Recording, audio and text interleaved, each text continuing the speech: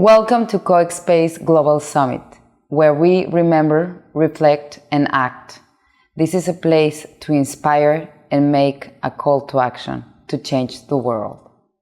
So welcome, Nirdosh. I'm so grateful to be with you today as a friend, as a teacher, as a master in all the things you do and work and express. I'm really excited to have this conversation with you. Thank you, Vivian. This is such a gift for me. You have no idea because I know you for a long time. I know everything you've done has really marked many souls, many hearts, and it's beautiful to be walking this path together and reconnect in this way in this space. So I'm very, very happy to be here, and thank you for the invitation.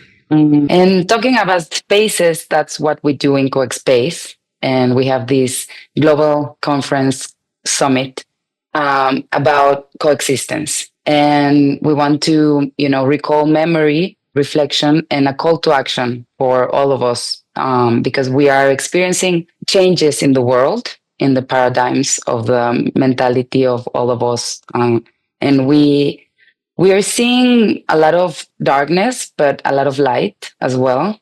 So I would like to listen to the way you describe that. But first, I want to get to know you better for the ones that don't know you as well as me.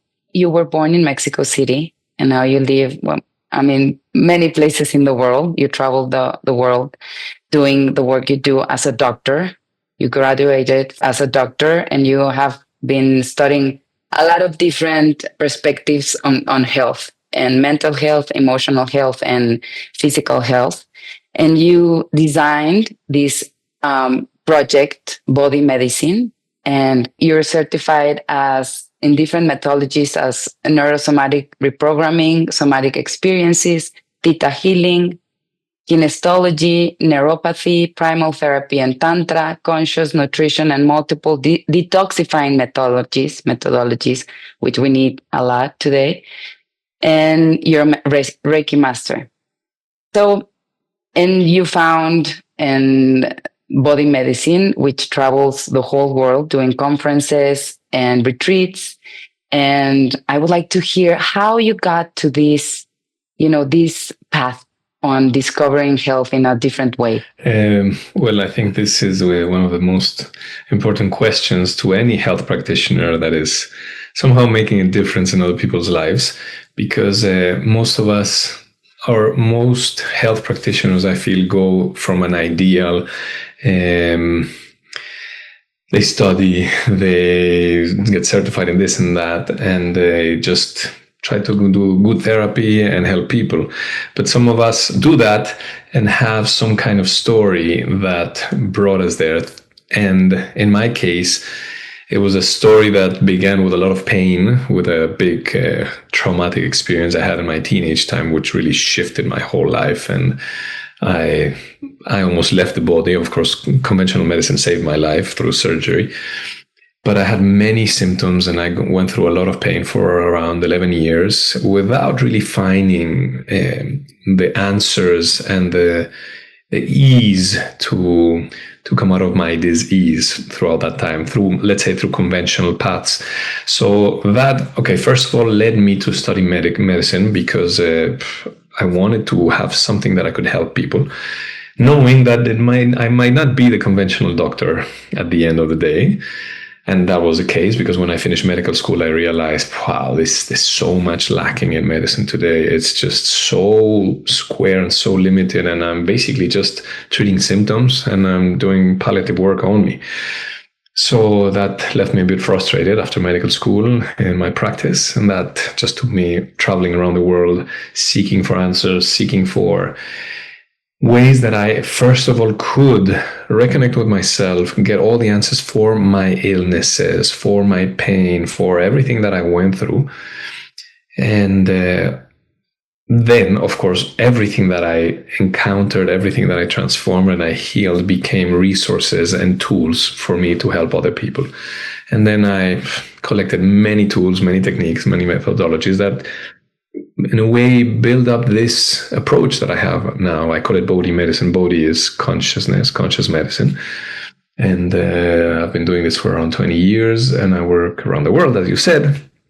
And for me, it's a gift really to be doing this every day, because it doesn't mean that I have healed everything or I'm enlightened or anything like this. But every time I have the opportunity to support somebody else, either at an individual level in a medical consult or in my workshops and trainings that I do collectively, every time it's a healing process for me, because I'm always mirrored by, yes, by the pain, but by the beauty of our nature, by the beauty of humanity and biology.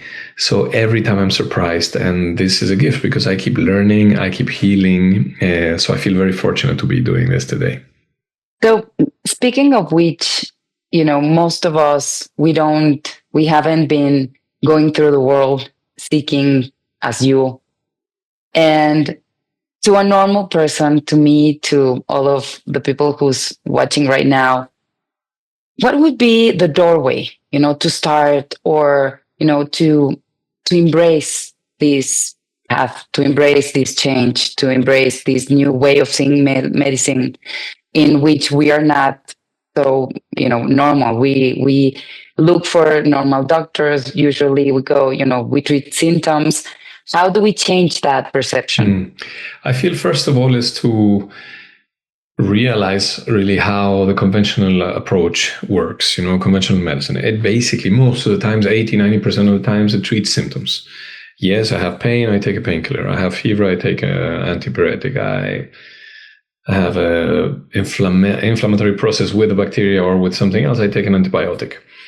Yet, if we scratch a little bit the surface, we can see that all of this approach is based on the germ theory that came a century and a half ago, that took over the whole health system. But it's quite expired. It just doesn't apply anymore. And I'm very grateful that there's so much information and so much light, as you said today. And people are finding out that there's much more than that. There's much more than just suppressing symptoms or fighting with the body, fighting with what the body is expressing, either as a healing process, either as a detoxing process, and just labeling it as a disease that we need to fight. So first of all, it's just to have a little bit of a shift of, instead of my body having a mistake or being weak or malfunctioning, and that's why I have this disease, whatever the diagnosis is, my body is giving me a message. My body is always speaking to me. Any symptom, any disease is telling me something specific. So it's an opportunity to start remembering this language of the body. Now, there's one issue here that it makes it a bit tricky, according to your question, because we were all brought up in a society that from day one, we were educated and conditioned that any uneasiness, disease, or something uncomfortable, something wrong. So we need to run to somebody to save me and give me a magic pill, and that's it. So we always give a responsibility to somebody else. And that conditioning that we have for decades, it's so deeply installed, ingrained in our unconscious, that it's just automatic. And then something happens, I run. I don't even give myself time. I don't even wait and feel and see what just happened, what changed in my life yesterday, day before. Did I experience something intense, or what was I doing the last days or weeks? Just to start looking at oneself. So I think it's to the question that you just asked me, there's two aspects. One is just to see that this paradigm that we've been brought up in is a bit expired and it just doesn't work. And we have plenty of experience in the last years on what we went through in the world. And on the other side, just to start shifting the attention in seeking help and being saved by somebody outside because there's something wrong with my body, to start looking in and see what I'm doing in my daily life and what I have done recently that might have brought me into this process. And this, I'm just talking in an individual level, but we don't need to do it alone. There's so many people out there. That's what I do. I guide many people in this, but there's so many people out there who have a different approach from the conventional medical approach, that I can go and get a different perspective, get a little bit of guidance, see if it resonates with me. And if so, great. And if not, I can try somebody else or somebody else. There's so many paths out there that are not the conventional, where anyone can learn so much of themselves. And that's what I did. That's the journey I was talking to you about for 20 years. That's what I've been doing. I've been traveling the world, experiencing all kinds of therapies and retreats and processes and teachers, that I learned so much from. Some changed my life radically. Some just gave me a little tool here that still has been useful for me. So anybody has this freedom to start shifting that conditioned self towards health and disease. Freedom. I like that word. And that word take me to a couple of other questions, but I would like to ask you if you can, describe one or two cases, shocking cases for you in your practice that can, as an example of your work, the work that you do, so that we can relate to that in the maybe in the everyday or with somebody experiencing, difficult disease. Yeah, sure. Look, with what I was dealing with many years, for 15 years, I was dedicating myself just to medical consult, one-on-one, Monday to Friday, all day, just patients, patients, patients. And there, what I was seeing the most was allergic processes. I was seeing all kinds of allergies. Half of my consult was about allergies. And I use a methodology that uses kinesiology, acupressure, naturopathy, and soft chiropractic. That is amazing. And without medications, without anything chemical, reverses these allergic reactions. And I have a friend of mine that, I'm not going to say her name, but you know her, that came to me because she could not eat a single fruit for years. Nothing, because she would get almost an anaphylactic shock. So I worked with her after a few sessions, and boom, that's it. She can eat, since then, this was already like 10, 12 years ago, she can eat every single fruit, and she's the happiest person on the planet, It's a very simple case, but a very radical change, because I use different approaches. Medically, she would be using antihistaminics or cortisone and all kinds of things forever and suffering her symptoms forever. So that was one case, like many of allergies. I have a few cases with women that came with finding a lump on their breasts, and I supported them. I guided them through the process in a different way, of course, as a conventionally, any woman would just run to the doctor, to the gynecologist, oncologist, get mammography and biopsies and everything, and get immediately into panic and go into this loop of fear, panic, and fighting the body and attacking their own bodies. Instead of that, I guide them in a different way, using the knowledge of the 5 biological laws, which explain to us exactly what creates tumor growths in the body. Using this, changing their perspective, it's not really changing them, it's reorienting them and understanding why their bodies suddenly manifest this. And the beauty of it is that I don't need to convince them of anything. I simply explain these other principles, and they can see, yeah, it's absolutely true, because this lump appeared 5 days ago, and the day before I came back together with my partner, and we were apart for 3 months, and we have 3 kids, and the day after, boom, it comes. And then everything makes sense. So they don't need to believe me, because they see the patterns, they see what they were feeling and experiencing, how they were perceiving it, and how their body responds to it. So first of all, they understand what the body is saying. That relaxes them a lot. The fear is gone. And then I support them with natural approaches, topical and nutritional and other detoxing processes that help them just to go through this phase of healing, while that lump, that little growth there, slowly recedes, and they go back to harmony. So there's a few cases I've had like that, which are beautiful, and it's amazing how they get empowered like this. Every woman that goes through this, they need to have a certain opening and availability to approach it in a different way. But it's so beautiful to see the shift, and it changes their life forever, because they see that in a way it came from experiences they had, and they had the power to go through it and complete that process without needing somebody to save them and attack their body, etc. So that's a few cases of that. I have another very beautiful case of a now she's a dear friend and she's part of my institute. She had hypothyroidism for many years, and we just approached it with various of the techniques and gone. You know, she was in medication for years. I have a few like this, a few other friends, and we used to be patients. That same thing with hypertension. You know, these diseases and diagnoses that are supposed to be chronic and incurable, that people are need to be in these pills forever. Once we really see what's causing it, what are the imbalances, and we address those, the body comes back to harmony. So these are, you know, a few of the cases, and it's beautiful, beautiful to experience this together with a person. Not Nirdosh being the savior, but working together, me just giving them different options, different perspectives, and them doing the work. And it just changes their lives completely. Wow.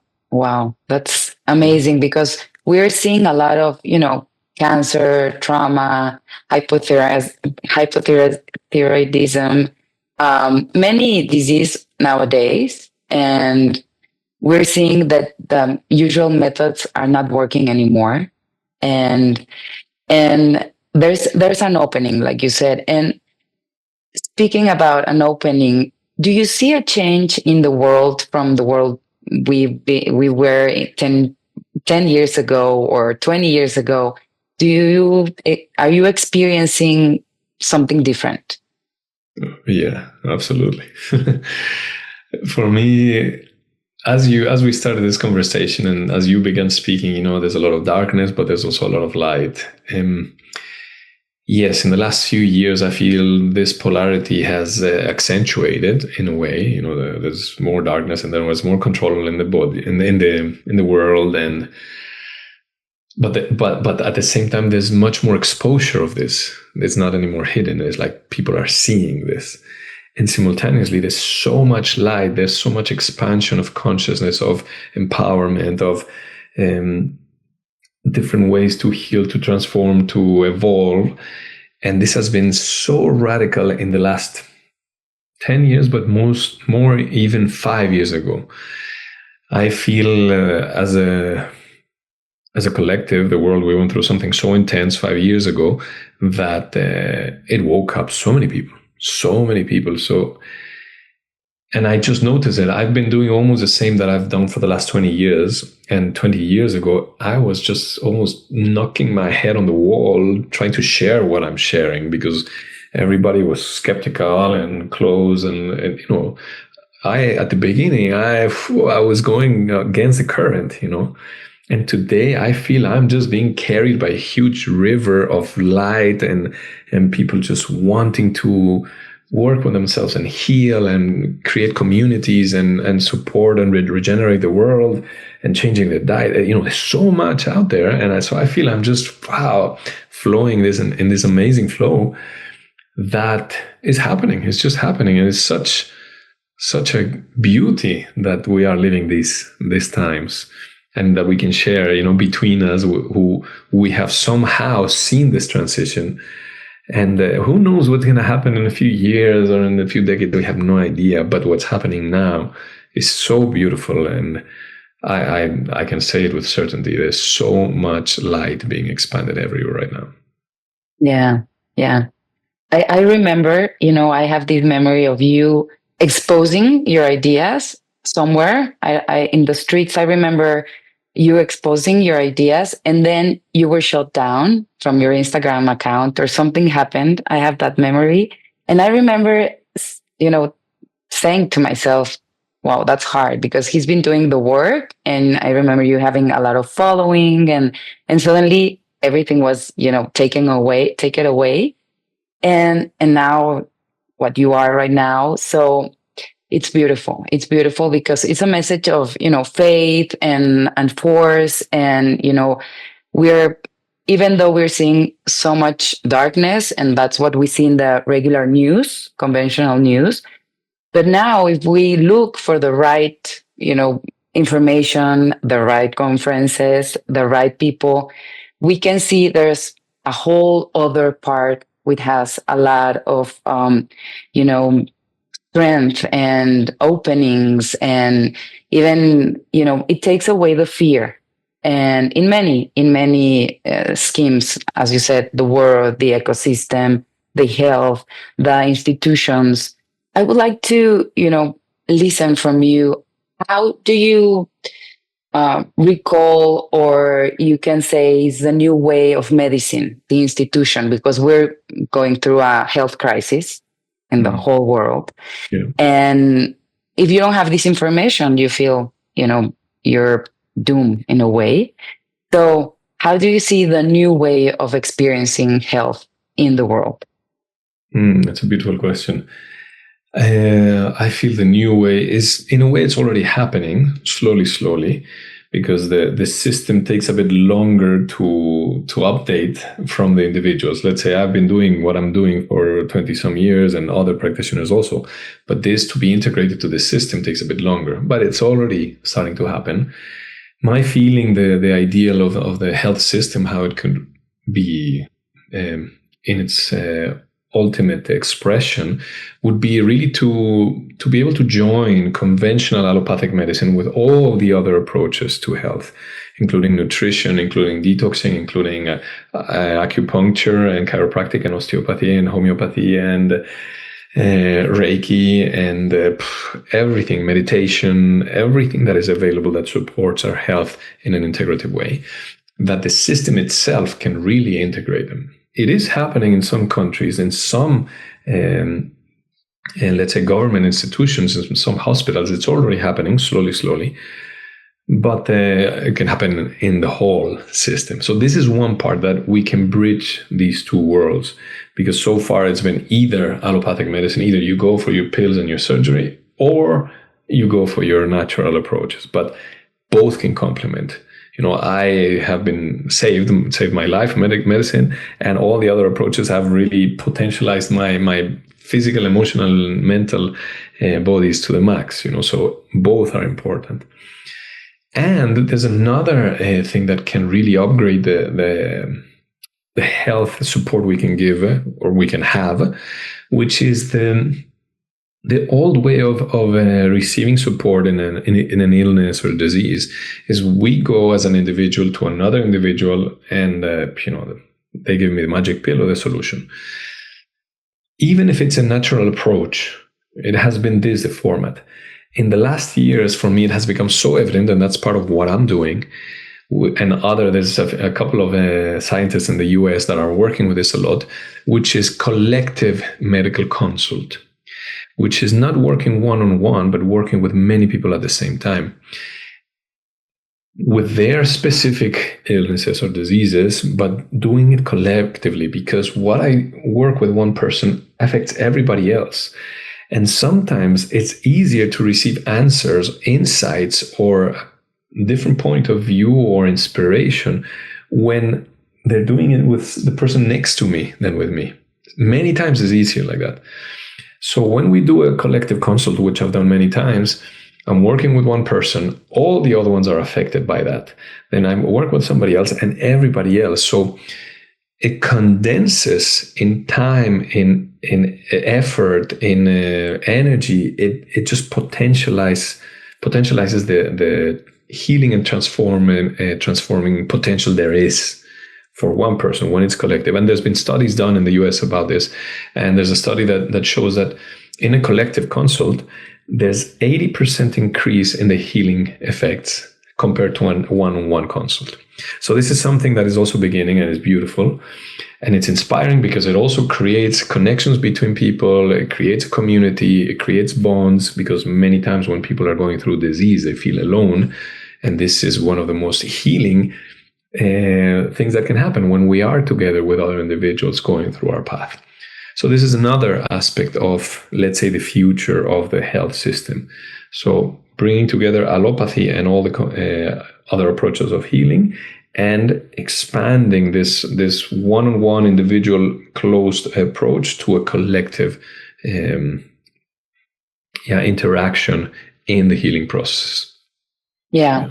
That's why we're doing CoexSpace, actually, because we believe we know experiencing health and going from disease or darkness on or unconscious to the other side with others would expand that. And we accelerate the process. As you say, we're mirrors so that we can heal not only for us but the other 20, 50, 100 together. We're experiencing health together. So that's amazing.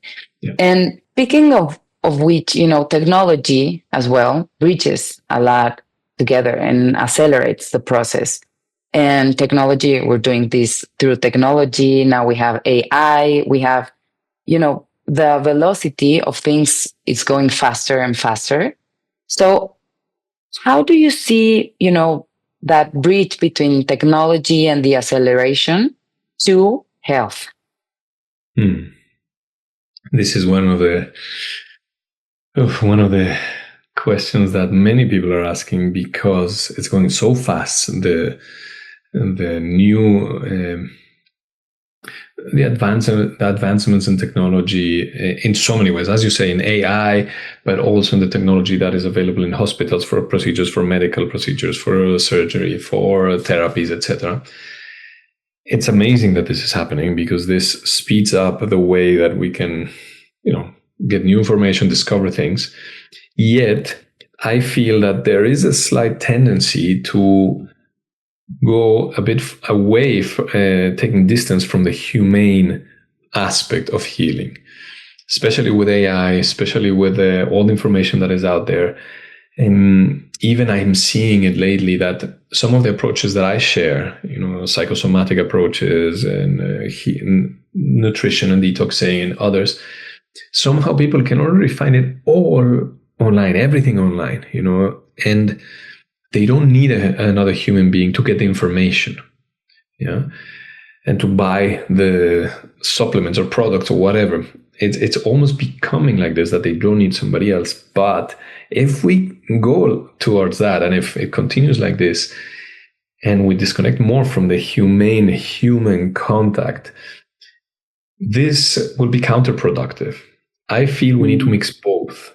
I feel we need to really preserve the human contact, the physical connection, the heart-to-heart connection, the space that we can become vulnerable, because that is where the potential for transformation is.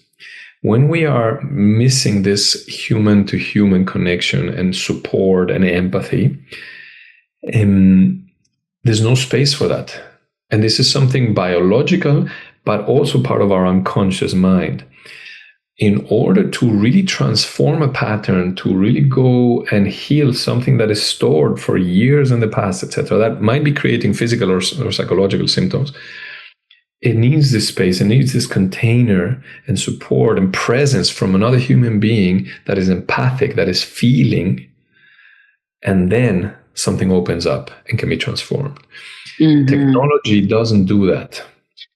Technology is fantastic, and it can give us a lot of information and products and this and procedures they can do, which are very needed in certain situations. Like for me, surgery saved my life. But to really heal and grow and evolve, we need still this human connection, this real human connection. So both are needed, I feel, in an equal level, let's say. Yeah, 100%.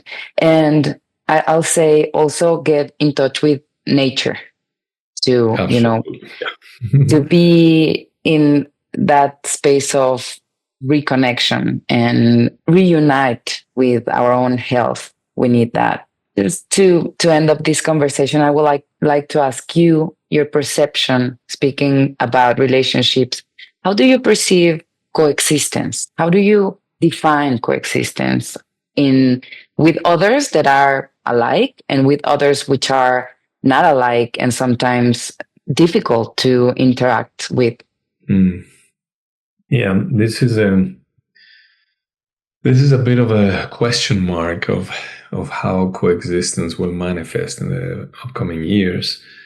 I feel coexistence has been sacrificed quite a bit lately in the last few decades, I feel, because of this drive from the system to separate us. in a way, the system, what dominates the system politically, financially, geographically, the media, the health system, etc., somehow is standing on a perspective of separation, division. So it has become much more challenging to coexist in harmony between human beings in nature, animals, etc., etc. You know, and that's why we are living in a moment where everything is at risk, really. Like, we have been exploiting the earth so much, where, you know, so many animals are have extinct, have, I don't know how you say, but have gone. They're extinct. They've extinct, and some are in danger of extinction. And our intimate relationships and communities are also in that danger.